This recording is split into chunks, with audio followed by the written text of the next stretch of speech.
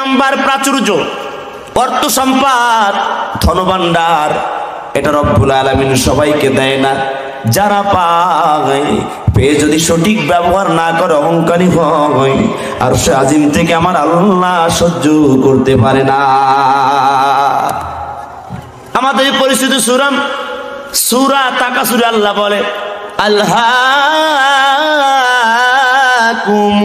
তাকাসুর, তোমাদের কি হয়েছে? অর্থ আর সম্পদের প্রাচুর্য, লোভ আর ভালোবাসায় তোমরা মাতাল হয়ে গেছো, পাগল হয়ে গেছো, তোমরা নেশাগ্রস্ত হয়ে গেছো। বেশি চাওয়ার আশা আর বেশি চাওয়ার নেশা, বান্দা তোমারে নেশাগ্রস্ত করে পাগল বানাইছেন, বানায় নাই?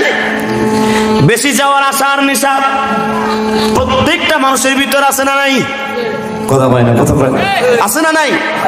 অনেক বেশি সবাই চায়, আমার আরো দাও, আমার আরো দাও, আমার আরো দাও। এই চাওয়া শেষ হবে না। বান্দার চাওয়া পূর্ণ করতে পারে একজন, বলুন তো তিনি কে?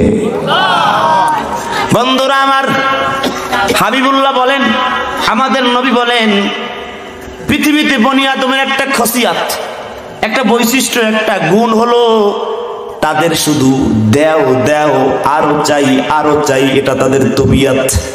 আপনার ভিতরে আছে? আছে না? আমার ভিতরে অল্পতে সন্তুষ্ট হয় না, আরো দাও, আরো চাই, চাওয়ার কোনো শেষ নাই। আল্লাহ রাসূল বলে, আল কানাতু মিনাল ইসলাম, অল্পতে সন্তুষ্ট হওয়ার নাম হলো ইসলাম।